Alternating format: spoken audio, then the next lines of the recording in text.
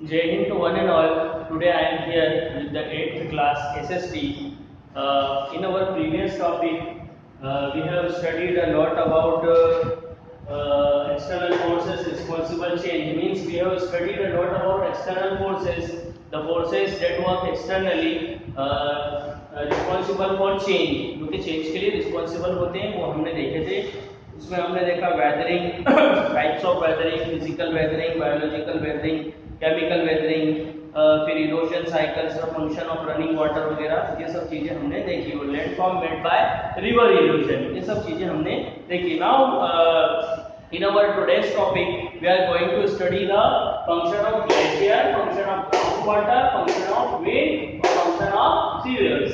Okay, so let's understand. Okay. The region where temperature remains usually below freezing point, there precipitation come in the form of snow. देखें, आप लोगों को मालूम है ऐसा area जहां पर टेम्परेचर हमेशा लो रहता है तो वो प्रेसिपिटेशन स्नोफॉल के फॉर्म में होता है. तो स्नोफॉल के फॉर्म में जब होता है, यही स्नोफॉल जब वहां जमा हो जाता है तो इसको हम ग्लेशियर्स वगैरह कहते हैं. ग्लेशियर वहां पर होता है जब टेम्परेचर बहुत ही ज्यादा कम होता है. ग्लेशियर टू टाइप्स का होता है, एक कॉन्टिनेंटल ग्लेशियर होता है और एक वैली ग्लेशियर होता है. कॉन्टिनेंटल ग्लेशियर वो होता है जहां पर परमानेंट आइस शीट रहती है. ओके, तो इसको हम कॉन्टिनेंटल ग्लेशियर कहेंगे.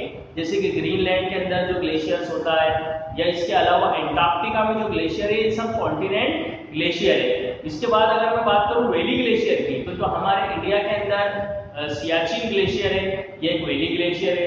काराकोरम ग्लेशियर है, तो ये एक वैली ग्लेशियर है. तो ग्लेशियर वहां पर होता है जहां पर टेम्परेचर बहुत ज्यादा कम होता है. मतलब एक पहाड़ है, ऊंचा पहाड़ है, उसके ऊपर बर्फ जमा हो गई. सिंपली आप अगर सिंपल भाषा में समझे तो एक पहाड़ है, वहां पर अगर बर्फ जमा हो गई तो इसको हम कहेंगे ग्लेशियर. और the glacier also does the work of erosion. Glacier भी इरोजन का वर्क परफॉर्म करता है. अगर मैं बात करूं landform made bye glacier, glacier से किस तरीके से लैंडफॉर्म फॉर्म होता है, तो देखिए जब ग्लेशियर आगे की ओर बढ़ता है, अगर हम बात करें ग्लेशियर की, तो ग्लेशियर के अंदर वेट होता है. मीन्स ग्लेशियर जो एक पहाड़ होता है उसके ऊपर ढका हुआ होता है. तो एक पहाड़ पहले सिंपली पहाड़ है, फिर प्रेसिपिटेशन की वजह से वहां पर स्नोफॉल होता है, उसकी वजह से बहुत ज्यादा शीट बन जाती है, लेयर बन जाती है स्नो की. तो नीचे क्या है, नीचे एक पहाड़ है या एक रॉक से एक पर्वत है. तो कहीं ना कहीं जब स्नोफॉल के या ग्लेशियर के वेट के कारण जब हमारा जो ग्लेशियर है एक जगह से दूसरी जगह शिफ्ट हो जाता है, यूं कहना चाहिए वेदरिंग, उसमें जो वेदरिंग कंटिन्यूटी बनी हुई होती है स्नो के वेट के कारण, जब वहाँ का जो रॉक्स है वो नंबर ऑफ पीसेस में ब्रेक हो जाती है और एक जगह से जब दूसरी जगह चली जाती है, तो उस समय वहाँ पर यू शेप्ड वैली फॉर्म होती है. तो इस तरीके से ये इरोजनल वर्क को परफॉर्म करता है ग्लेशियर. आप यहाँ पर डायग्राम में देखेंगे पेज नंबर 65 में आपको दिया हुआ है. इस तरीके से एक यू शेप्ड वैली फॉर्म हो जाती है. ये क्यों फॉर्म हुई, क्योंकि एक जो ग्लेशियर्स है वो ग्लेशियर्स में कहीं ना कहीं उसमें ज्यादा वेट होने की वजह से और वेदरिंग होने की वजह से जो रॉक्स है वो नंबर ऑफ पीसेस में डिवाइड हो गए, वहां से वो आगे की ओर बढ़ गया. तो इस तरीके से इसने अपना इरोजन वर्क परफॉर्म करा. अगर मैं ट्रांसपोर्टेशन वर्क की बात करूं तो ट्रांसपोर्टेशन वर्क भी परफॉर्म करता है ग्लेशियर. इसमें pebbles, rock material, sand, soils वगैरह ये सब सारी चीजें होती है. इसको लोड ऑफ ग्लेशियर कहते हैं. और ये लोड जब एक जगह से दूसरी जगह शिफ्ट होगा तो कहीं ना कहीं ये ट्रांसपोर्टेशन वर्क परफॉर्म करेगा. इस तरीके इसके अलावा ये डिपोजिशन वर्क भी परफॉर्म करेगा. जाहिर सी बात है जब ट्रांसपोर्टेशन वर्क परफॉर्म कर रहा है, एक जगह से दूसरी जगह ट्रांसफर हो रहा है, तो कहीं ना कहीं जाके आगे बढ़कर डिपॉजिट भी होगा. तो इस तरीके से ये डिपोजिशन वर्क को परफॉर्म करता है. ओके, जैसे जब ग्लेशियर मेल्ट होता है तो मेल्ट होने की वजह से वो एक रनिंग वाटर का शेप ले लेता है, रनिंग वाटर होता है वो, तो वहां पर ये डिपोजिशन वर्क को परफॉर्म करता है. इसके डिपोजिशंस को 4 पार्ट्स में डिवाइड किया गया है. एक है, पहला है moraine. When the glacier melt, debris collect at the last end of the glacier, a landform is made that is called moraine.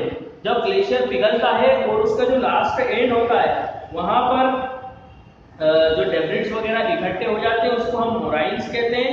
और नेक्स्ट है, सेकंड नंबर है लेटरल मोराइन्स.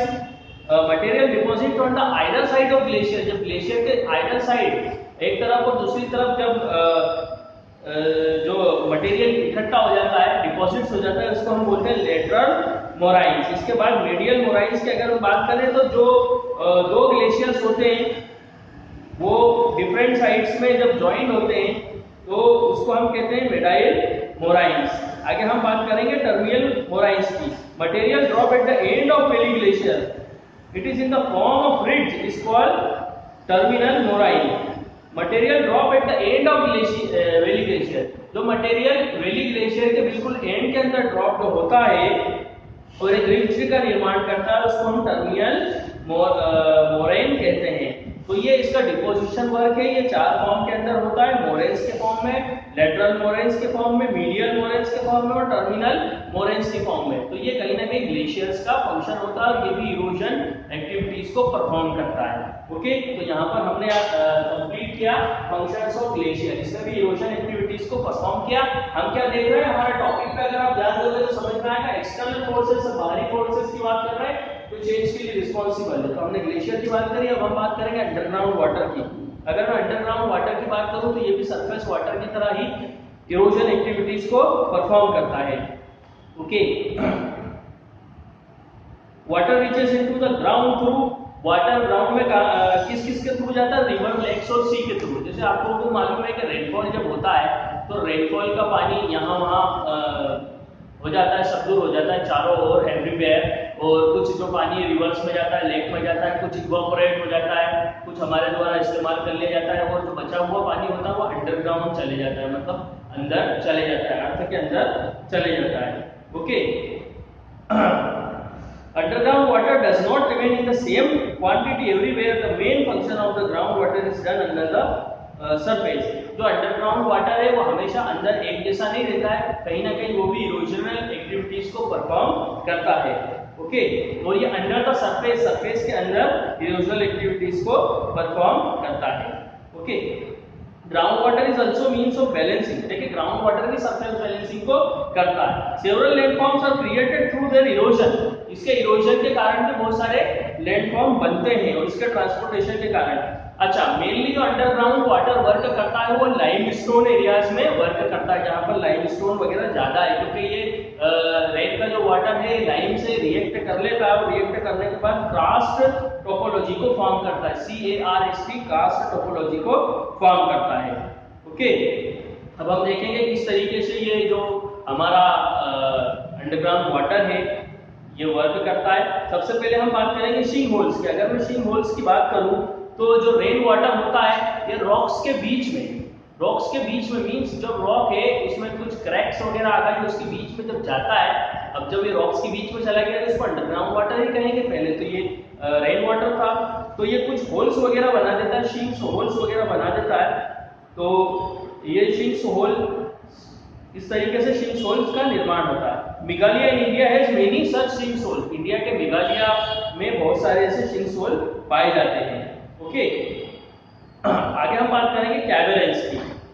सच स्ट्रीम्स में disappear down sinkholes to become underground water courses. They flow along cracks in the limestone and make caves and caverns.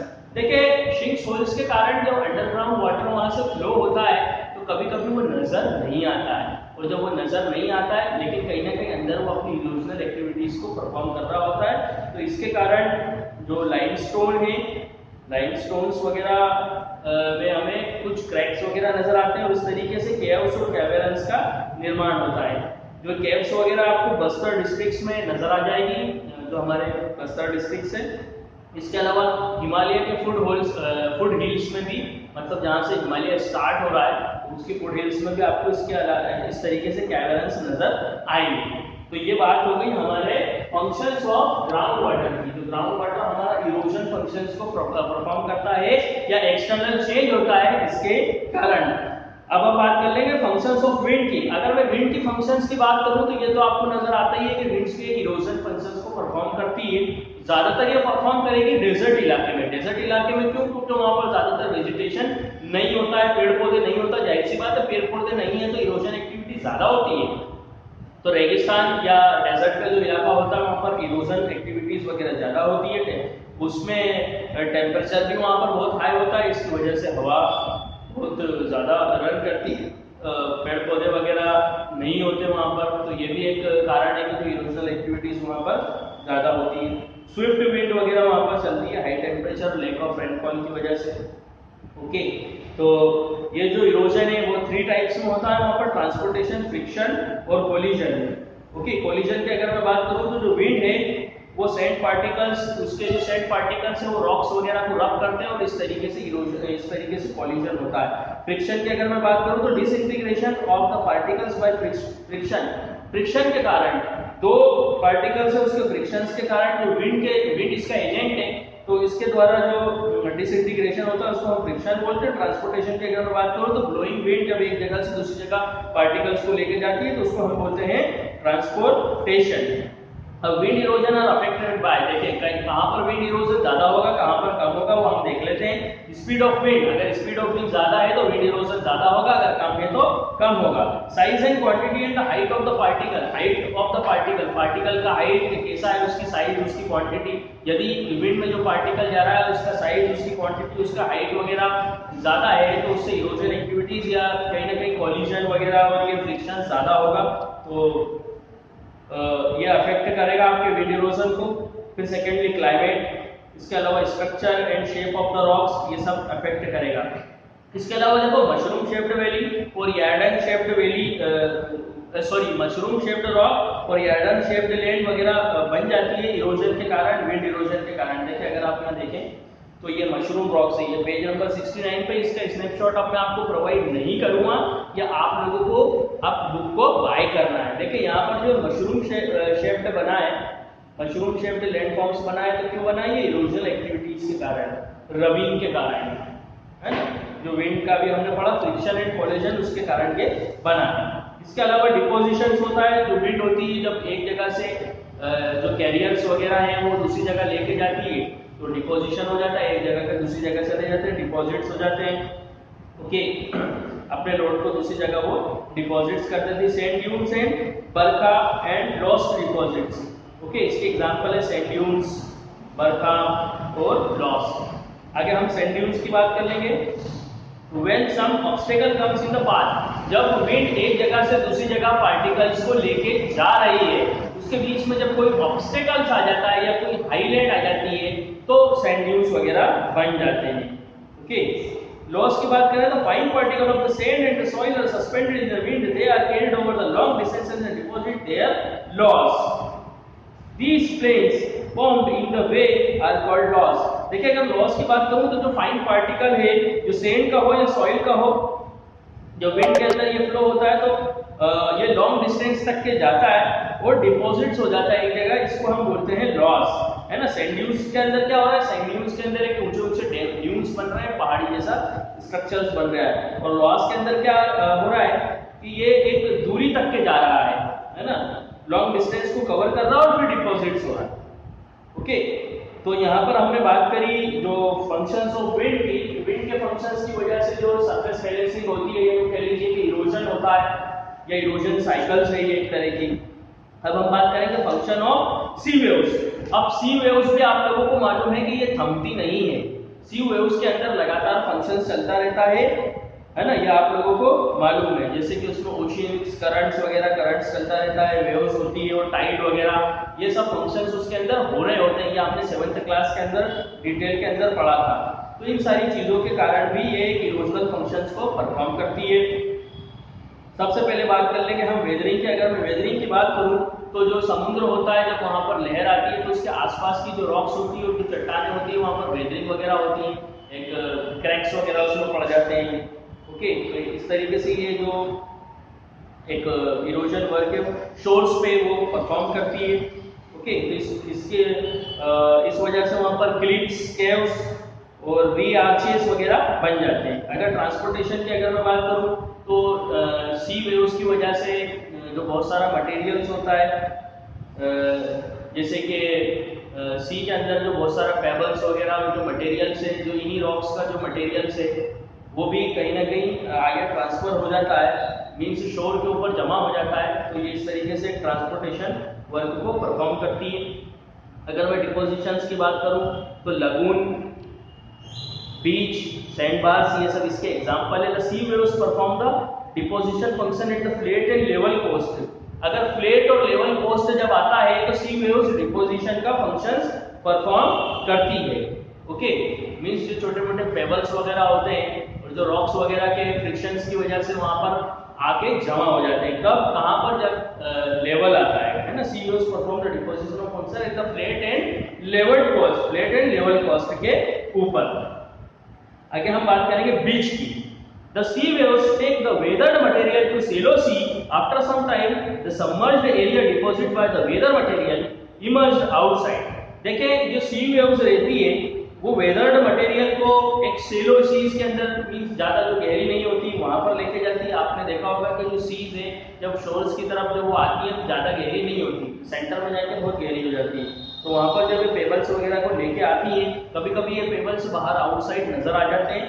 तो जब ये outside जब नजर आते हैं तब उसको हम बोलते हैं बीच। जैसे कि अगर हम मुंबई की बात करें तो मुंबई में जो जुहू चौपाटी है वो एक बीच का एग्जांपल है, या मराइना बीच है चेन्नई में वो एग्जांपल है, या गोवा में जो कोस्टल लाइंस एरियाज में बीचेस वगैरह हैं, या केरला में है, वो सब इसका एग्जांपल है। ओके, तो ये चीज है। इसके अलावा हम बात करेंगे सैंड बार्स की। अगर मैं सैंड बार्स की बात करूं तो sometime embankment of the sand, gravel and pebble get built up on the floor not for from the coast, they are called bars. Sometime embankment, देखिए कभी कभी सैंड, ग्रेवल, पेबल्स ये सब बिल्ट हो जाते हैं, फ्लोर्स के ऊपर बिल्ट हो जाते हैं, मतलब हमें ऐसा नजर आता है बिल्ट हो गए एक तरीके से किसी ने लगा दिया हुए, तो इसको हम कहते हैं बार्स। ओके, आगे हम बात कर लेंगे लगून की। When the bars further extended, जब ये बार ज्यादा बढ़ जाते हैं, the sea water is permanently enclosed between the coast and the bars, और जो सी वाटर है वो कोस्ट और बार के बीच में जब रन होता रहता है परमानेंटली इनक्लोज हो जाता है, मींस रन हो रहा है लेकिन हमें नजर नहीं आ रहा है वो, उसको हम लगून्स कह देते हैं। जैसे कि जो चिलिका लेक है उड़ीसा के अंदर, या पैलीकट लेक है, ये कहीं ना कहीं एक लगून वाटर लेक है, इस लगून से वो निर्मित हुआ है। यहाँ पर हमें नजर नहीं आता कि सी वाटर की वजह से बना है, लेकिन कहीं ना कहीं वो सी वाटर की वजह से होता है और